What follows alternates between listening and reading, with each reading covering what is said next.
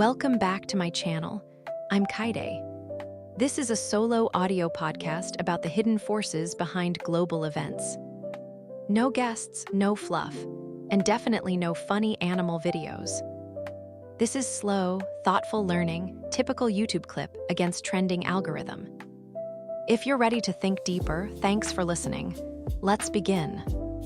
During COVID-19, the world's 5 richest men more than doubled their fortunes. We're talking $405 billion, jumping to $869 billion. That's $14 million every single hour, while nearly 5 billion people got poorer. Let that sink in for a moment. One new billionaire every 26 hours. At the same time, 1 million people falling into extreme poverty every 33 hours. So here's what I keep asking myself. How does a global crisis simultaneously crush most people while making a few incredibly rich with such? I don't know, it's like clockwork precision.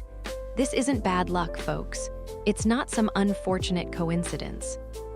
What we're going to explore today is how crisis isn't capitalism breaking down. It's actually one of its most efficient wealth transfer systems. The machine doesn't malfunction during emergencies.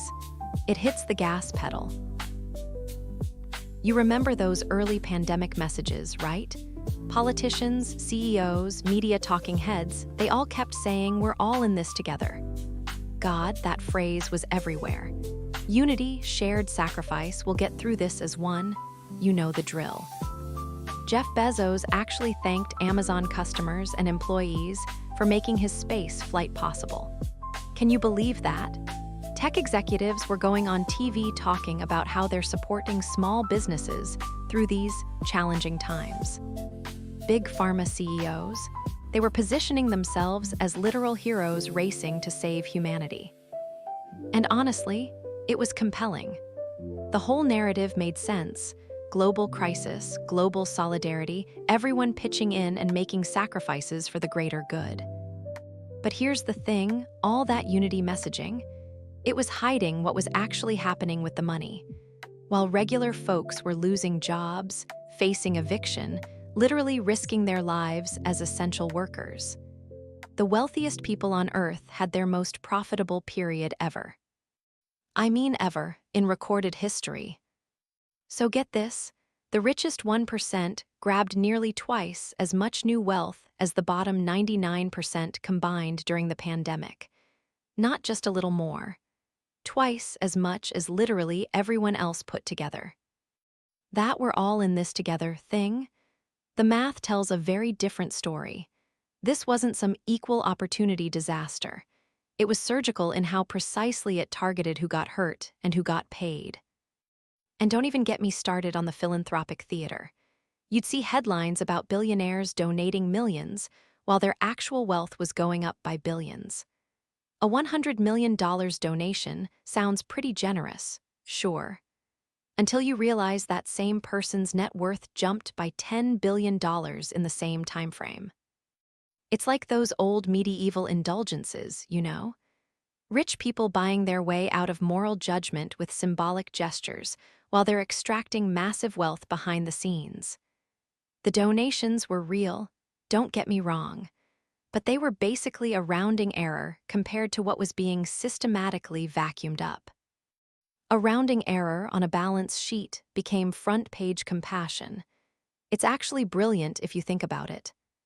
So let's dig deeper into this whole performance, because that's really what it was, a performance. The crisis response created this elaborate moral theater where companies put on these big shows of caring while doing the exact opposite underneath. Corporate executives would take these dramatic temporary salary cuts, while their stock options were going through the roof. Airlines got billions in taxpayer bailouts, then turned around and spent record amounts buying back their own stock. The same companies laying off millions of people were posting record quarterly profits just months later. This isn't traditional hypocrisy we're talking about. This was strategic positioning in a system that literally rewards extraction while demanding you look like the good guy doing it. And the essential worker thing was just, It perfectly captures this whole contradiction. Suddenly, grocery store clerks, delivery drivers, warehouse workers, they're heroes keeping society running. Everyone's clapping for them, calling them essential, the backbone of America. But did these heroes get substantial raises, better safety gear, job security? Nope. Amazon hired over 400,000 new workers during the pandemic. Sounds good, right? Well, they spent more money on anti-union consultants than on actually keeping those workers safe. So we've got this heroic language providing perfect cover for squeezing people even harder. Workers were essential to keeping the economy going, but completely expendable when it came to the balance sheet.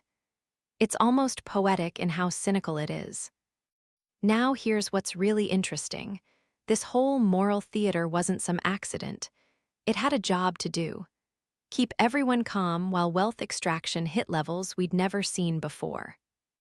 You had crisis management PR firms working around the clock, crafting these narratives that acknowledged people were suffering. Because, it was pretty obvious, but framed it all as temporary hiccups instead of the system working exactly as designed. They weren't trying to convince people that bad things weren't happening. That would have been impossible. Instead, they wanted everyone thinking these were unfortunate side effects that would get fixed once we got back to normal. Rather than, the predictable outcome of how this system actually functions when it's firing on all cylinders. Here's where structure reveals its teeth. To understand how crisis generates billionaire wealth, we need to grasp three interconnected mechanisms. First is what Marx called the valorization imperative, capital's relentless need to extract surplus value from labor. Crisis weakens workers' bargaining position dramatically. When unemployment spikes to 14.8% and job security evaporates, workers can't easily demand better conditions or wages. This created optimal extraction conditions. Major corporations saw productivity increase 33%, while wages rose only 6%. That 27% gap represents surplus value flowing directly into billionaire wealth accumulation. The second mechanism is accelerated monopolization. When smaller competitors lack capital reserves to weather downturns, market share consolidates among dominant players with mathematical inevitability. Approximately 18% of pandemic-era billionaire wealth stemmed directly from monopoly power expansion. Those beloved local businesses that disappeared during lockdowns, their market share didn't vanish into thin air. It was systematically absorbed by entities with deeper pockets. Crisis functions like a giant vacuum, transferring economic activity from small to large, from local to global, from labor-dependent to capital-intensive operations. The third mechanism is financialization, the ability to extract wealth from crisis itself. Hedge fund billionaires increased net worth by 27% during market turbulence by betting on volatility. This represents capitalism's evolution beyond production into pure extraction. While ordinary investors watched retirement accounts collapse, sophisticated financial instruments allowed the ultra-wealthy to profit from widespread loss. Government money pumped into economies to stabilize markets drove up asset prices and stock values, directly benefiting billionaire wealth tied to equity holdings while making these assets less attainable for everyone else. The crisis became a profit center.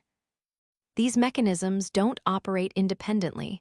They reinforce each other in what economists call positive feedback loops. As crisis weakens labor bargaining power, companies extract more surplus value. Those higher profits provide capital for acquisitions during market disruption, accelerating monopolization. Larger market share generates more cash flow for financial market speculation, multiplying returns through financialization. Each mechanism amplifies the others, creating exponential rather than linear wealth concentration. It's not just accumulation, it's accumulation acceleration. The timing proves this systematic nature. Billionaire wealth gains during COVID-19 followed an almost identical pattern to previous crises. The 2008 financial collapse, the dot-com crash, even the 1970s oil shocks. In each case, initial disruption created optimal conditions for wealth transfer upward. The specific crisis doesn't matter: pandemic, financial collapse, supply chain disruption, or climate disaster. What matters is the structural positioning when normal economic activity gets disrupted. Those with capital reserves and market power inevitably emerge stronger. Those dependent on wages and small-scale operations bear the costs. This reveals a profound truth about capitalism's relationship to crisis. The system doesn't accidentally create these outcomes during emergency conditions. Crisis conditions are when capitalism's wealth concentration mechanisms operate most efficiently. Normal times require negotiation with labor, competition with rivals, and regulatory compliance. Crisis times sweep away these constraints, allowing the system's core logic: extract maximum value, eliminate competition, financialize everything, to operate without interference. Billionaires don't get rich despite the crisis. They get rich because of it. Let's make this concrete with Amazon's extraordinary performance. As lockdowns forced physical retail to close, Amazon's revenue jumped from $386 billion to $469.8 billion, a 21.7% increase that represented the largest retail transfer in history. The company added 430,000 employees in just 10 months while expanding fulfillment infrastructure by 50%. Jeff Bezos's wealth increased 79.8%, from $113 billion to over $203 billion. This wasn't shrewd business strategy or innovative adaptation. It was structural positioning meeting crisis opportunity. When physical commerce became constrained, economic activity automatically funneled toward the dominant digital platform with mathematical precision. The contrast between capital gains and worker experience reveals the extraction mechanism in stark detail. While Bezos accumulated approximately $90 billion during the pandemic, Amazon provided workers only $2 per hour hazard pay and eliminated even that modest increase in May 2020, citing improved safety conditions. Internal data showed 19,816 COVID cases among Amazon workers through October 2020, with infection rates 42% higher than surrounding communities. Workers faced what investigators documented as systematic trade-offs between safety precautions and productivity targets, as processing demands skyrocketed. The wealth explosion at the top directly correlated with intensified extraction from labor below. Amazon simultaneously spent over $4.3 million on anti-union consultants in 2021, while profits increased nearly 200% to $21.3 billion, demonstrating how crisis-generated profits funded labor suppression. Despite unprecedented organizing efforts, including coordinated strikes across German warehouses and the Make Amazon Pay global campaign involving over 80 organizations in 20 countries, the structural conditions enabling wealth extraction remained intact. Warehouse surveillance systems, algorithmic productivity metrics, and workforce fragmentation continued operating exactly as designed. The organizing campaigns challenged Amazon's practices but couldn't alter the fundamental dynamic. Crisis creates optimal conditions for extraction, and capital will use every available tool to maintain those conditions. That pressure, let's see how it plays out in the platform economy. Food delivery platforms exemplified crisis extraction with surgical precision. When restaurants faced lockdown-imposed closure of dine-in service, delivery apps became their only customer access point. Platforms immediately raised commission rates to 30-35%, often exceeding restaurants' entire pre-pandemic profit margins.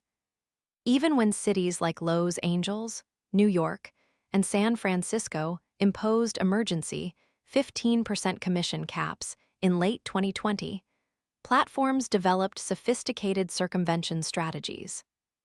Restaurant owner testimony revealed that Grubhub and DoorDash routinely ignored fee caps, while adding marketing fees, service charges, and other hidden costs that restored effective rates above 40% in many cases.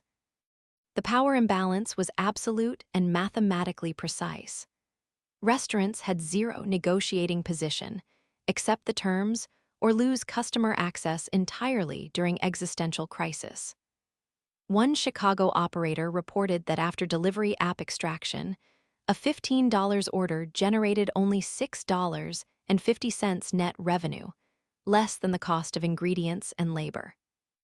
Meanwhile, DoorDash's market capitalization increased from $16 billion to $72 billion during 2020, and CEO Tony Hsu became a billionaire through a perfectly timed pandemic IPO. When delivery represented 60–80% of business during lockdowns, platform dependency became total. Research by the Institute for Local Self-Reliance documented that when cities successfully enforced fee caps, independent restaurants experienced 23% declining orders, while chain restaurants saw 31% increases. By 2023, approximately 61% of independent restaurants in major metropolitan areas had either closed permanently or been acquired by chains, while delivery platforms expanded into grocery, alcohol, and retail sectors using restaurant-derived profits. This wasn't because chains served superior food or provided better service. They possessed structural advantages and capital reserves to absorb extraction that devastated smaller competitors. The expiration of temporary fee caps by early 2023 left restaurants again facing extractive commission rates approaching 35–40%, demonstrating platforms' enduring market power. Crisis didn't eliminate restaurant market share. It systematically transferred control from independent operators to platform-controlled channels and corporate franchises with deeper pockets and more sophisticated financial structures. Let's bring this down to human scale with Maria, who owned a small electronics manufacturing business in Ohio before the pandemic. When supply chains disrupted and major clients demanded faster delivery at lower costs, Maria faced an impossible choice that reveals capitalism's structural coercion at every level. She could maintain worker safety protocols and fair wages, and likely lose contracts to competitors willing to cut corners, or she could intensify working conditions to meet client demands.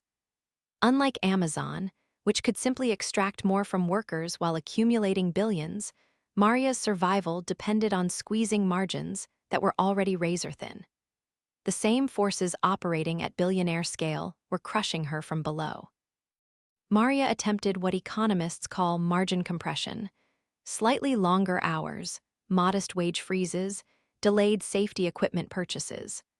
But the structural pressures were relentless and mathematically precise. Her largest client, emboldened by Maria's desperate position, demanded 23% price cuts while accelerating delivery schedules by 40%.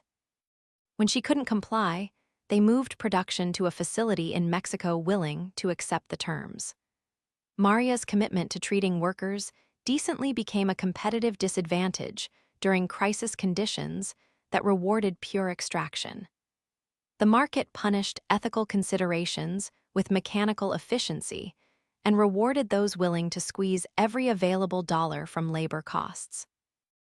By early 2023, Maria had closed her operation and now works as a production supervisor at a large manufacturing plant owned by Blackstone, a private equity firm.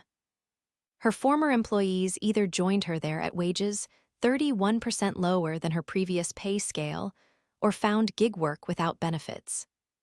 The facility's new owners implemented exactly the cost-cutting measures Maria had resisted: 12-hour shifts, reduced safety protocols, productivity monitoring systems, and systematic wage suppression. The market's logic was mathematically clear.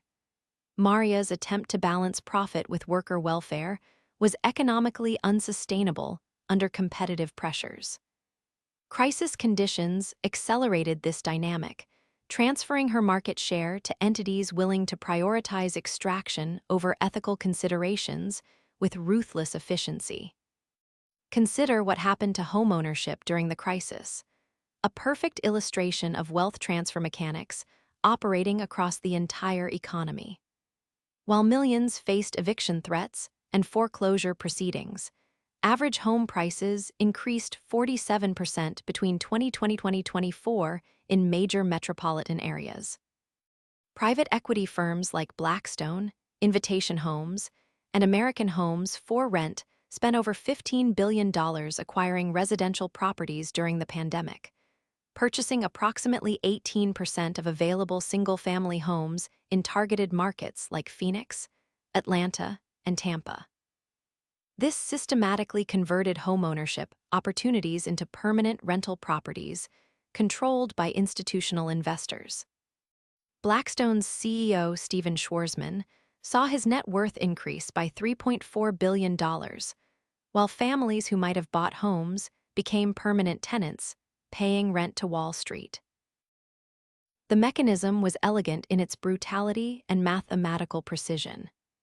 Crisis created distressed sellers desperate for cash, while simultaneously concentrating purchasing power among entities with massive capital reserves and access to low-interest institutional financing.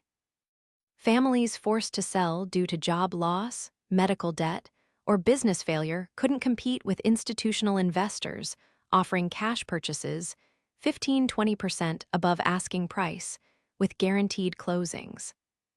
The same crisis that devastated individual wealth created optimal buying conditions for concentrated capital.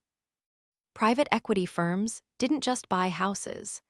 They systematically converted an entire generation's homeownership aspirations into rental income streams that generate returns in perpetuity. By 2024, approximately 44% of single-family home purchases in major metropolitan areas involved institutional investors rather than families seeking primary residences. This represents a fundamental shift from homeownership as wealth building toward permanent rental dependency on corporate landlords. The families who lost homes during crisis didn't just lose shelter. They lost their primary mechanism for generational wealth accumulation and were locked into rental markets controlled by the same entities that displaced them. Meanwhile, institutional owners extract monthly rent payments that often exceed previous mortgage costs while building equity that families can never access. Crisis didn't destroy housing wealth. It systematically transferred ownership from individual families to institutional investors positioned to capitalize on widespread economic distress with surgical precision. What emerges from this analysis is crisis as capitalism's most efficient and mathematically precise wealth concentration mechanism. The $2.7 trillion in billionaire wealth gains during 2020–2022 alone, equivalent to $6.2 billion accumulated daily, didn't appear randomly or through individual ingenuity. It resulted from systematic processes operating with mechanical efficiency. Valorization extracting surplus from workers whose bargaining power crisis had deliberately weakened. Monopolization transferring market share from small to large entities through predictable consolidation. Financialization converting widespread economic loss into concentrated financial gain through sophisticated instruments. These mechanisms operate regardless of individual intentions, ethical considerations, or political preferences. The pattern reveals why crisis consistently produces identical outcomes across different historical periods, geographic contexts, and political systems. From the 2008 financial crisis to COVID-19 to ongoing supply chain disruptions and climate emergencies, we observe the same mathematical dynamics. Those with capital positions profit from volatility, while those dependent on wages bear systematically imposed costs. Corporate sectors posting record profits during COVID, food production, energy extraction, pharmaceutical manufacturing, digital platforms, were precisely those controlling access to survival necessities. This demonstrates how crisis enables extraction from basic human needs rather than discretionary consumption, making the wealth transfer both more brutal and more predictable. This systematic analysis reveals the fundamental futility of personalizing crisis outcomes or attributing them to individual moral failures. When we observe billionaire wealth skyrocketing during periods of widespread human suffering, we're witnessing capitalism's internal mathematical logic operating under optimal conditions that crisis reliably creates. The unity rhetoric, "we're all in this together," obscures this brutal reality through emotional manipulation designed to maintain social cohesion during extreme wealth extraction. Crisis doesn't impact everyone equally because the economic system ensures benefits flow upward through existing power relationships with mathematical certainty. Understanding this helps us recognize that extreme inequality during crisis isn't an unfortunate side effect or policy failure. It's the predictable outcome of structural forces operating exactly as the system was designed to function. In our next episode, we'll tackle a compelling puzzle that emerges directly from today's analysis. If billionaires like Bill Gates and Warren Buffett clearly recognize capitalism's systematic problems and express genuine concern about inequality, why don't they simply use their vast wealth and influence to restructure the system that created their fortunes? The answer lies in what we'll explore as structural coercion, the hidden mathematical forces that constrain even the most powerful individual's ability to challenge the system without destroying their own positions within it. We'll discover how material logic operates not just on workers like Maria or small business owners, but on billionaires themselves. Even those who want to do good find themselves trapped by competitive pressures that make ethical behavior economically unsustainable. It's a form of golden handcuffs that reveals how the system shapes its most powerful participants just as surely as it crushes its most vulnerable. Thanks for joining this examination of crisis as capitalism's wealth acceleration engine. I hope you're beginning to see how systematic and mathematical these patterns really are, how they operate with mechanical precision, regardless of individual character, moral intentions, or political rhetoric. The next time you hear politicians or media figures discuss economic recovery, ask yourself the essential question: recovery for whom and at whose expense? And remember, when they say we're all in this together, the mathematical evidence suggests we're together in a system specifically designed to funnel crisis-generated wealth upward with the efficiency of a perfectly calibrated machine.